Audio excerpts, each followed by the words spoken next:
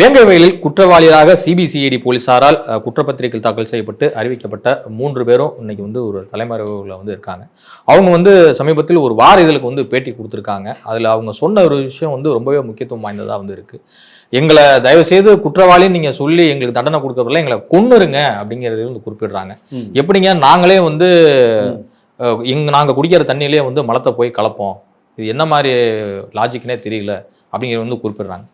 உங்கள் பார்வையில் இந்த விசாரணை எதை நோக்கி நகர்கிறது அப்படின்னு நினைக்கிறீங்க? அதாவது இந்த சம்பவம் நடந்து 2.5 வருஷத்துக்கு முன்னாடியே இந்த நபர்களை நீங்கள் ஒத்துக்கங்கன்னு சொல்லி சொன்னாங்க, எங்களை மிரட்டினார்கள், எங்களை இந்த மாதிரி செஞ்சாங்கன்ற வாக்குமூலத்தை அவங்க கொடுத்துருக்குறாங்க.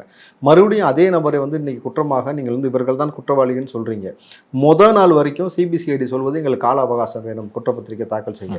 அடுத்த நாளே இப்படி ஒரு நிகழ்வு நடக்கிறது. கிட்டத்தட்ட யாருமே தன் தாய், தன் சகோதரர், தன்னோட அப்பா அம்மா எல்லாமே மலம் தண்ணியை குடிக்கணும்னு நினைக்கவே மாட்டான். அவ்வளோ மோசமான போக்கு இங்கே இல்லை.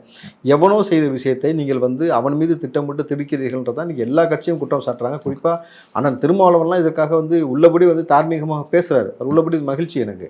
அப்போது அவர்லேருந்து எல்லா நபர்களுக்குமே ஒரு ஸ்டேஜுக்கு மேலே யாராலையும் சகிச்சிக்க முடியல. பட்டபத்தமாக தெரியுது என்னை மிரட்டுறாங்க, என்னை ஒத்துக்க சொல்கிறாங்கன்னா. அப்போது ஒரு சமூகம் பிற்படுத்தப்பட்ட சமூகமாக இருந்தால் அந்த சமூகத்தை சார்ந்த நபர்களை நீங்கள் பலி கொடுப்பது, உங்கள் அதிகாரத்தை முறை வைத்து மிரட்டுவது, அவர்களை அடக்குமுறைக்கு உள்ளாவது, அவர்கள் மீதே வழக்கு போடுவது, பாதிக்கப்பட்ட நபரை விட்டுவிட்டு குற்றம் செய்தவனை தப்பிக்க விடுவதற்காக சில வேலைகளை முன்னெடுப்பதுன்றதான ஒரு வருத்தத்தக்க விஷயமா தானே இருக்குன்னு இன்னைக்கு எல்லா கட்சியும் சொல்கிற ஒரே குற்றச்சாட்டு அதுதான்.